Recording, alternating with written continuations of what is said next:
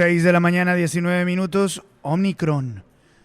La variante que tiene al mundo haciéndose muchas preguntas y aquí estamos tratando de resolverlas. Está con nosotros hasta ahora el doctor Elmer Huerta, experto en salud pública, profesor de la Universidad de Georgetown, un amigo de esta casa, un conocedor de todos estos temas que nos preocupan en el mundo.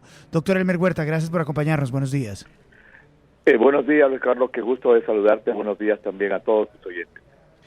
Doctor Huerta, tenemos que seguir preocupados por esto o lentamente ya se están bajando las alertas debido al Omicron? Yo creo que hay que seguir alertas, hay que estar en el estado de alerta a las noticias que nos van a venir en los próximos días, Luis Carlos. Son tres elementos los cruciales que debemos conocer sobre esta variante para formarnos una idea de hacia dónde va la pandemia. La primera es lo que se llama el ritmo de infecciosidad, en otras palabras, cuán infecciosa, cuánto más infecciosa es esta variante con respecto a la Delta, que en este momento ocupa el primer lugar en el mundo. Es más infecciosa y si lo es, cuánto más infecciosa es. 2. Es más virulenta que la Delta. Virulencia significa, Carlos, causa una enfermedad diferente, causa una enfermedad a la cual podríamos llamar COVID-19-2, no lo sabemos. Y tercero, cuánto esta nueva variante Omicron escapa a los anticuerpos neutralizantes que se producen en dos situaciones, en el que ya pasó la enfermedad y en la persona vacunada. Solamente cuando sepamos bien estos tres elementos podremos decir, esta pandemia se va a reavivar, esta pandemia va a volver a ser terrible como fue las primeras, o podemos decir, parece que este virus Omicron está tomando características que nos están llevando a lo que se llama la transición endémica, es decir, el virus se está adaptando de tal manera de que, mira, está causando muchas infecciones, pero no causa una enfermedad grave y escapa a las vacunas, pero todavía las podemos neutralizar. Entonces, yo creo que esos tres elementos, Luis Carlos, no los conocemos y a eso debemos estar atentos en los próximos días. Doctor Huerta, con los buenos días, le saluda William Calderón. Próximos días, dice usted, ¿cuánto tiempo nos tomará realmente saber si estamos ante una variante realmente peligrosa? Y en ese lapso de tiempo, ¿qué medidas considera usted deberían tomar de manera urgente los países? No sé, pruebas PCR, cierre de fronteras, control de vuelos internacionales. ¿Qué deberían hacer los gobiernos? A ver, ¿cuánto tiempo nos va a tomar? Nos va a tomar por lo menos un par de semanas. Aunque fíjate qué interesante, ayer sale un artículo, obviamente es una prepublicación, todavía no está revisada por pares científicos, viene de Sudáfrica. En esta prepublicación de ayer ya va respondiendo una de las preguntas, que es la tercera, ¿cuánto escapa a los anticuerpos? Han hecho un análisis de casi 3 millones de personas en Sudáfrica y han encontrado que esta variante Omicron, a diferencia de la Delta y de la Beta que tuvieron en Sudáfrica, infecta muchísimo a los que ya pasaron la enfermedad. Es decir, ya los que pasaron la enfermedad y se creían que estaban bien, esta Omicron los infecta. Delta y Beta no pudo hacer eso. Entonces, esto va a demorar quizás un par de semanas porque los experimentos para ver lo de las vacunas demoran un poco más. Todavía no tenemos números de brotes suficientes para estudiar la velocidad de infecciosidad y estoy seguro que las autoridades están recopilando los datos de cientos, de centenares de pacientes para saber si es más virulenta o no. Ahora, ¿qué deben hacer los gobiernos? Yo creo que los gobiernos deben ser vigilantes y usar la ciencia que tienen a su disposición. Por ejemplo, lo de las pruebas. Pruebas el día antes, eso que ha hecho Estados Unidos, me parece una buena idea. ¿Cuántos casos vemos en las noticias? Salió del país con su prueba PCR negativa de 3 días. ¿Qué pasó? 3 días antes del viaje, la persona va y se hace su PCR negativa. Al día siguiente le hacen una fiesta de despedida y al otro día otra fiesta de despedida y se sube al avión infectado.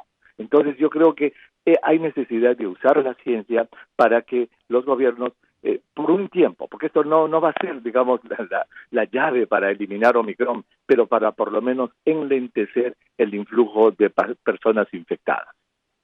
Sí, doctor Huertas, buenos días. Mire, usted acaba de decirnos que hasta ahora lo que han conocido de Omicron es que sí infecta a las personas que ya tuvieron el virus y que sienten que tienen los anticuerpos, que eso no lo había podido hacer Delta.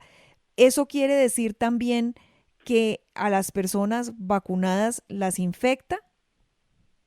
Excelente pregunta. En el estudio que se publica ayer, en esta prepublicación del Centro Nacional de Salud Pública de Sudáfrica, no específicamente una de las autoras informa y dice, en nuestra muestra no pudimos incluir el estado de vacunación de las personas, por lo tanto no pueden decirlo.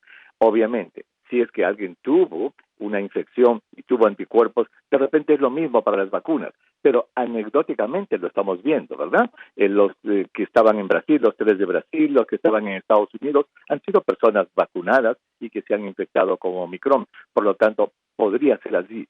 Pero este asunto, el artículo de ayer es muy importante, porque ahora lo fundamental es tratar de estudiar qué tipo de enfermedad produce Omicron, tanto en el que pasó la enfermedad, como en el que estuvo vacunado, como en el joven, como en el mayor, como en el que tiene factores de riesgo.